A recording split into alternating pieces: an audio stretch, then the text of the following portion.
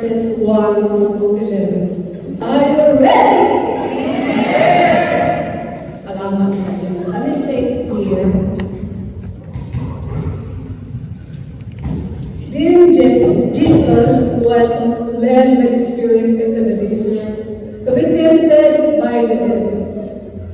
He fasted for 40 days and 40 nights, and afterwards he was hungry. The tempter approached and said to him, If you are the Son of God, command that these stones become loaves of bread. He said in reply, It is written, One does not live by bread alone, but by every word that comes forth from the mouth of God. Then the devil took him to the holy city and made him stand on the parapet of the temple and said to him, If you are the Son of God, throw yourself down, for it is written, He will command His angels concerning you, and with their hands they will support you, lest you dash your foot against a stone. Jesus answered him, Again it is written, You shall not put the Lord your God to the test. Then the devil took him up to a very high mountain and showed him all the kingdoms of the world and their magnificence. And he said to him, All this I shall give to you, if you will prostrate yourself and worship me. And this Jesus said to him, Get away, Satan, it is written, The Lord your God shall be worshipped, and Him alone shall you serve. Then the devil left him, and behold, angels came and ministered to him. The Gospel of the Lord. Praise the Lord Jesus Christ. To God be all the glory.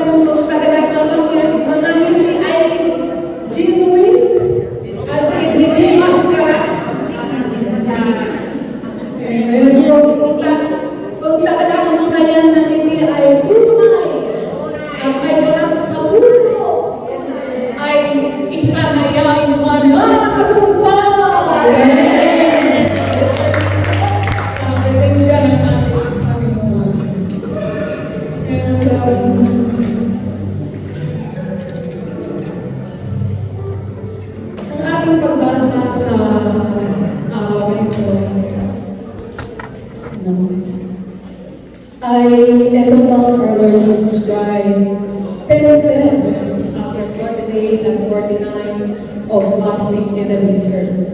And ganun po ang lyrics natin today. Because it's today, alam mo ba ba ngayon? Today is first Sunday of salamat sa Diyos. And we know that. And ang ating pagnilayan sa hapon na ito is walang pag-uusap. Ang pagnilayan natin sa hapon ito is victory. Victory. Victory over Satan. Over sin.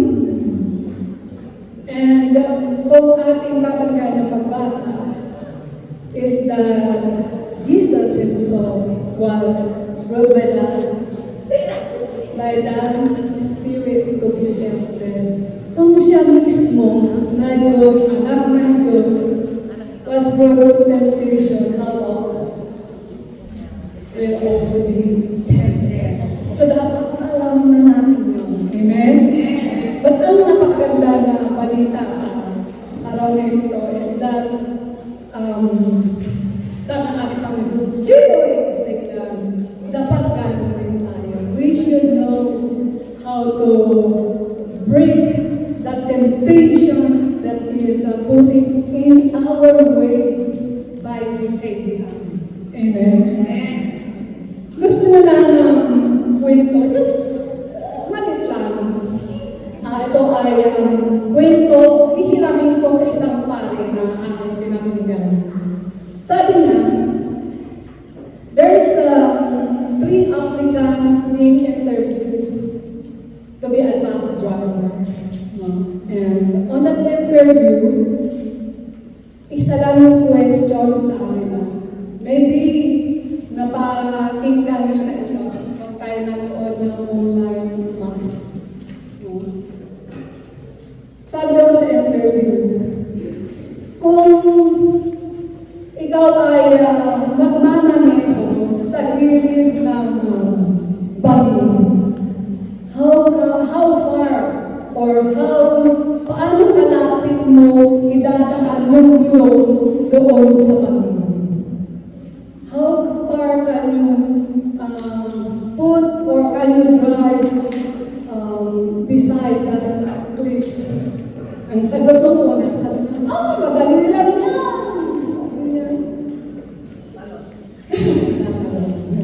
Sabi niya, idadaan ko yung gulong 2 feet away from that balloon. Pero mas malaki yung isa, sabi niya.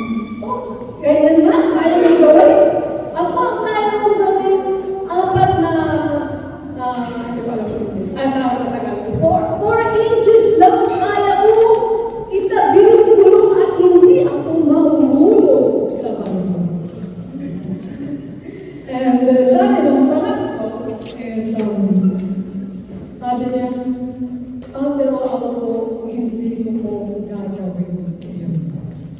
Hindi ko ilalagay sa kapahamakan ang sarili ko at ng aking mga kasama. And that's how we also to that temple, the devil himself, the old serpent. So, ganun din dapat tayo. We should not give even an inch to the temple to lead us to sin o pagkaya kanyang kasinunod. Sabi sa Ephesians chapter 4, verse 27, do not give an inch to the devil. Do not give room. Do not give opportunity or chance to the tempter, to that devil, that he can devour us. Upang tayo ay mahila kung saan siya naroon.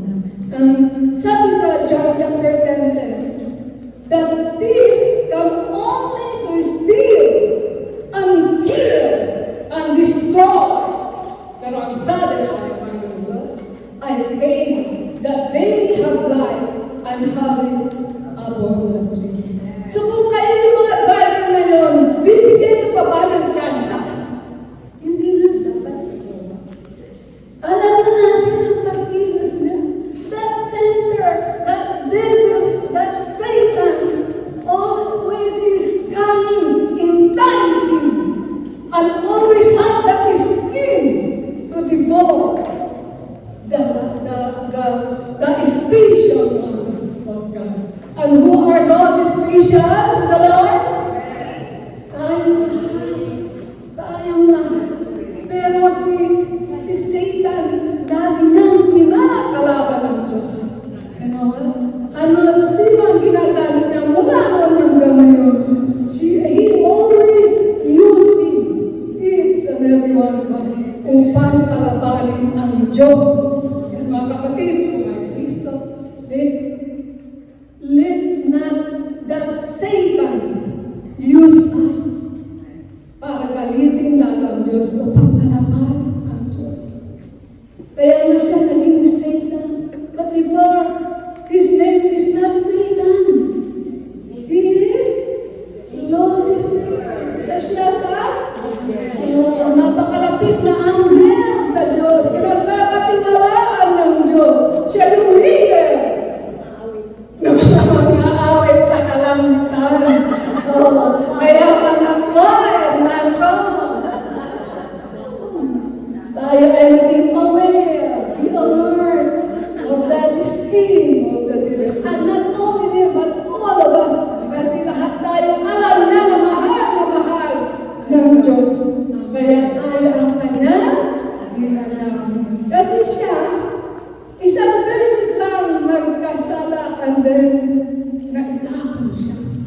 But us, kahit tayo nagkakasala, tayo ay pinapakaroon pag-ibig ng Diyos. Amen. So, mga kapatid po kay Kristo, how special we are in the eyes of God. We are the apple of the eyes of God. Amen? So, paano natin malalaman how godly He is? His words are very enticing. His skin is napakatalino upang tayo ay kanyang masilu. He's like a roaring lion, always ready to devour each and every one of us. Grabe po kay Kristo, alamin natin how really Satan attack us. You know, Satan has too much things doing in our life. Na minsan, or most of the time, at kahit kung nakikita natin ito, kita natin ang pagkilos ni Satan. Ano yun? Una na lang, diba? Or division, and so on. Kung ano man nakikita ng mata niyo ng pagkilos ng Diablo, meron pa siyang iba pang pagkilos. Bukod at palalim kung kumilos si Satan. O kaya saan natin enticing, no? Na sisilo tayo, kaya nga, nagkasala tayo. Amen? But God is good. God loves us that so much. So we should be grateful. Ano yun? Yung works of Satan na pailalim. No? Ang babagutin lang natin ilan lang because ang kukunin natin, siyempre, doon sa ating pagbasa. Ngayon. Amen. So una, how did Satan works dito sa ating pagbasa? Una, anong pangangailangan ng tao? Pagkain. So that's why, doon pa lang sa pagbasa talaga ng ating Panginoon Jesus, alam niya that our Lord Jesus Christ is being famished. Ibig sabihin, sa yung word nga ng isa pang paring-aring pinanood is that kinakain na ng kanyang malaking bituka, yung maliit niyang bituka. So ibig sabihin, ganun na kagutom. Kasi 40 days and 40 nights without water, without food. So, what do you expect? Gutom na gutom ang ating Panginoon Jesus. Kaya doon na dinang ang kanyang pagkain. And that's how we live also. Kasi yun ang pangangailangan ng ating, unang pangangailangan ng ating physical na katawan.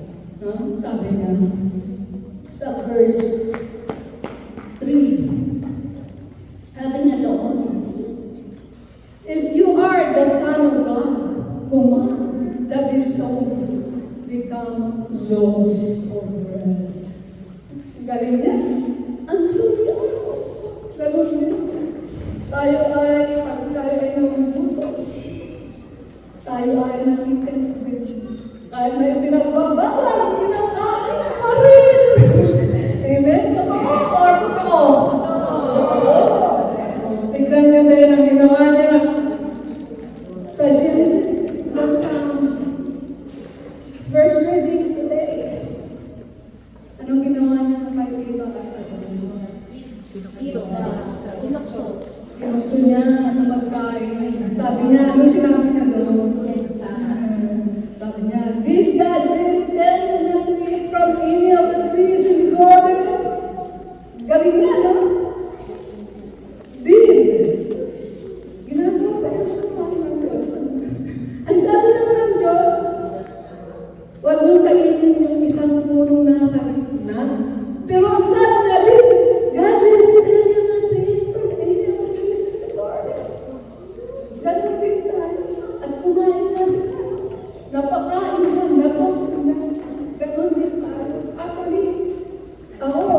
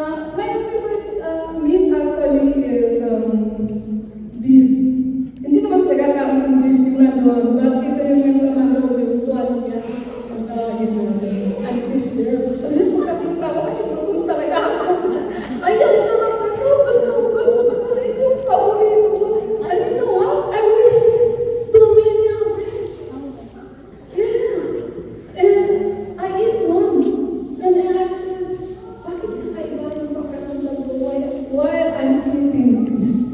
And then, pinakita din sa akin yung chicken. And so I said, oh, I will get that chicken also. So I did that chicken.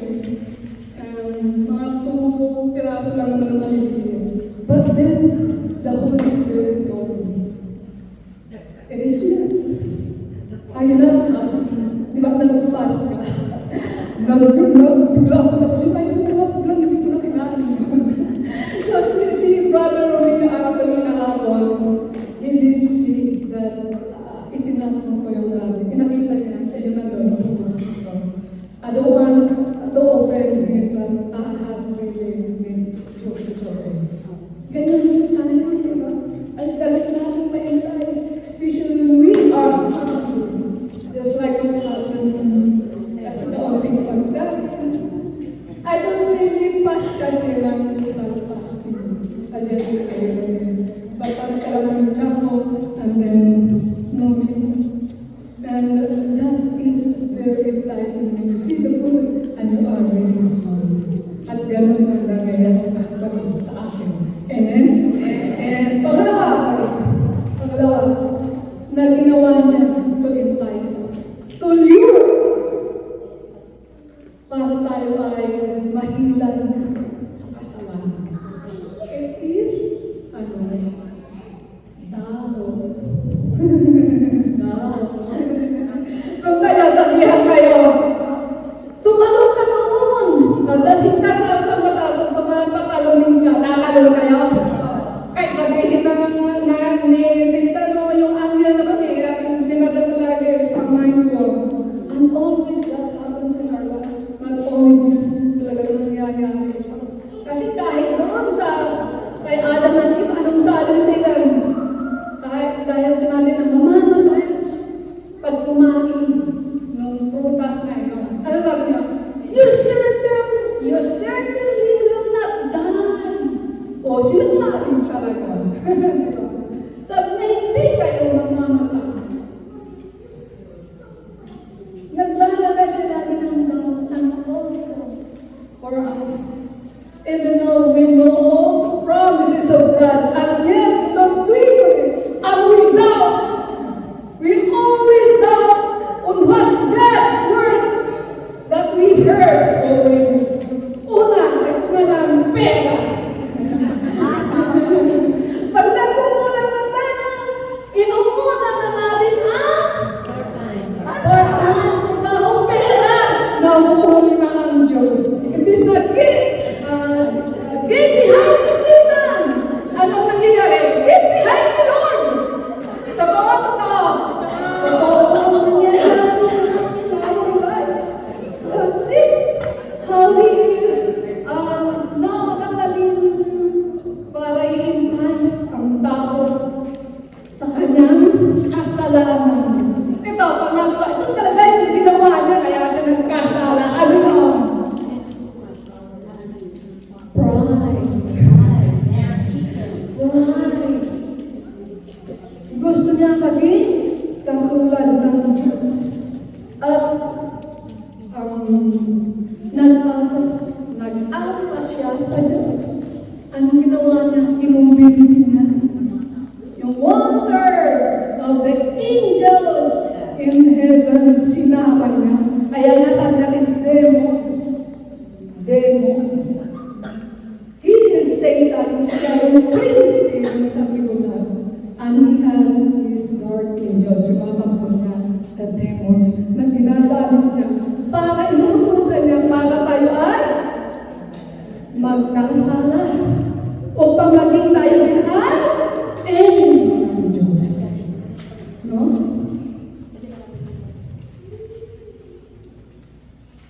At mababasa na natin yan pagbansa. Pagbasa din natin anong ginawa niya, diba? Dinala din niya sa mountain, kapag mountain ng ating Panginoon. Pinakita niya ang kayaman naman niya. Kung paano, kasi inaangkin niya, it's not his. Itinapon lang siya dito, pero inangkin niya. Kaya nga tinawag siya prinsipe ng sanlibutan. No? Sabi niya doon ay, ibibigay ko sasambahin mo lamang ako. And that is pride. That is his sin. Yun ang ninais niya. Siya ay sabay at hindi pinapangako ng Diyos. Yun ang ninanais niya. Na siya ang sabay. Tinalaban niya ang Diyos. Nakita niya kasi kung gaano talaga sinambang minahal ng Diyos sa langit. And that is what he wanted. Ang tayo din, din tayo.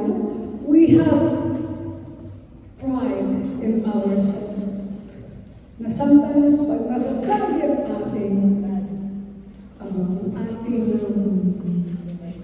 ego, or yung ating sarili, kung tayo nasasaktan na sa mga ginagawa ng ating mga kapatid, nandoon na yung pride. Di na kita babatiin. Gawin mo sino. Hindi na maatin hanggang di mo ba ang sinayang nasa atas. Pag umalis na sila sa ating ulit ng gawain. Sinasabi ko ito kasi narinig ko rin yun. And that is true. Totoo yan. Bakit maraming nawawala dito? They don't want. No? Ayaw nilang sumunod sa Panginoon. At babalik lang sila pag wala ng ayaw nila. And that is true. Look at what he did to Adam and Eve. Sabi niya, no, God knows well that the moment you eat of it, your eyes will be open and you will be like God. For know what is good and what is evil. Siya yun. Ipinapasa niya. Ibinibigay niya sa atin upang tayo magkaroon din ng kasalanan na gano'n. Dahil siguro sa isip niya, when we have that sin like his, hindi na rin tayo patatawagan ng Diyos. But thanks be to God, dahil bawat isa sa atin ay mahal na mahal ng Diyos. At alam ko lahat tayo nakaranas kung paano tayo mahalin ng Diyos sa buhay natin. Amen. Purihin mo ito.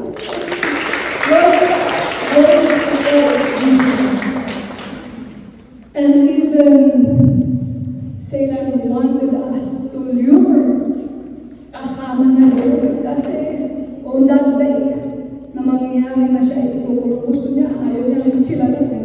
Gusto niya kasama tayo. That's why. Pero ito tandaan natin. God's word is more powerful than his. God is more powerful. May kapangyarihan siya, pero hindi siya mananalo sa kapangyarihan.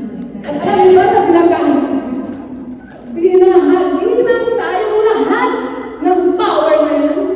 Naniniwala po ba kayo? Tayong lahat ay may power. Bakit? Sabi lang sa Luke chapter 10 verse 19. Listen. Sabi ng Diyos, listen. Hindi lang hearing. Listen. Sa pagkapakinggan ninyo, sabi sa Tagalog, I have given you authority so that you can walk on snakes and scorpions and overcome all the power of the enemy, and nothing will hurt you. To trample down all the snakes and scorpions. So ngayon pangyarihan tayo, anong gawin ni Satan? Abangan natin siya. Di ba may ganda? Abangan mo siya. Tutuloy mo siya. Akin mo na. Di ba? Sinabi na Diyos yun. We have that authority. We have that power to trample him down. Kailangan lang natin na maging matapang. Walang pairalin ng itinatalim din niya. Takot. Because we have the power that God has given us. Amen? At sabi pa, sa 1 John chapter 4 verse 4, little children, you are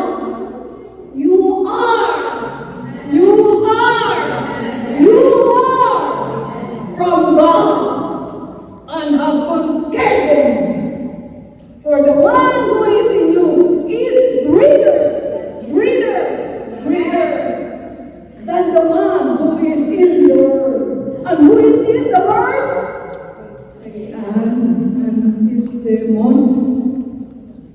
And the one that is in us is greater. Bakit tayo matatakot? Amen? We can conquer. We can overcome all that sin na inilalagay ng demonyo, ng Satan sa harapan natin. We have that power. Amen? Kaya paano natin laban? How can we counteract with Satan and over sin? Nabasa din natin sa pagbasa natin ngayon. Una is fasting. Our Lord Jesus Christ fast. And God wanted us to fast also. Fasting is denying, forgiving, depriving oneself. Yung me, myself, nawawala na dapat yun. And because, when we fast, and when we become weak, then we become strong. Because as we fast, it strengthens our spirit. At maraming klaseng fasting yan. Ang total fasting, hindi ka talaga kakain. Merong absolute, merong partial, and regular. And what I'm doing is partial. At hindi lang sa pagkain, all the things that you wanted, that you enjoy, and when you fast about that, at unahin natin ang Diyos, matutuwa ang Diyos sa atin. We will conquer. We will overcome the devil. And pangalawa, prayer. And it's not just a prayer, no? Praying in spirit, no? It is a praying with all your mind, with all your strength, with all your heart, and everything. Being with God in solitude, no? Yung nakatuon lang tayo na kahit pag nananalangin ka, hindi mo na alindahan na may mga kasama ka pala dyan. No? And prayer is our weapon that every time na dumarating niyang pagmuksunod, we can malalabanan natin siya. Amen? Amen. Sabi nga sa Ephesians chapter 6 verses 3, pray in the Spirit at all times, and every prayer and supplication to that end, keep alert and always persevere in supplication. No? Nandoon tayo nandoon sa atin, ipinanalangin. No? Kaya nga pag tayo sasabihin natin, in Jesus' name! Takot na siya. Amen? And pangatlo, the last but not least, ito na yung nais sa ating na gawin natin. Putting on the full armor of God. No? Dahil actually, ang ating panahon sa Panginoong Jesus, ipinakita na rin na sa atin. Ano yung full armor of God? Mababasa natin yan sa Ephesians chapter 6, verses 10 to 17. Kasi sabi nga, our battle is not blood, of flesh and blood, but is spiritual battle. So we should have to wear the helmet of salvation. When we say helmet of salvation, dapat natin nire-remind ang sarili natin that we are already saved. We just have to do what we need to do. Prescript of righteousness, mamuhay tayo ng matuwid ng kalugod-lugod sa ating Panginoon. Bible-proof, alam na natin katotohanan, so yun ang ating gawin, hindi yung lies of the devil. Amen. Unshare faith. Every time that Satan is given to in our life, we have to always remember all the promises of God. And Lord, we will have ang prayer request. Ikaw po ang nakatagal ng mga kasulat. Itong Panginoon. Nakasulat man or hindi. Just in our mind. That in our mind. Mga prayer request natin that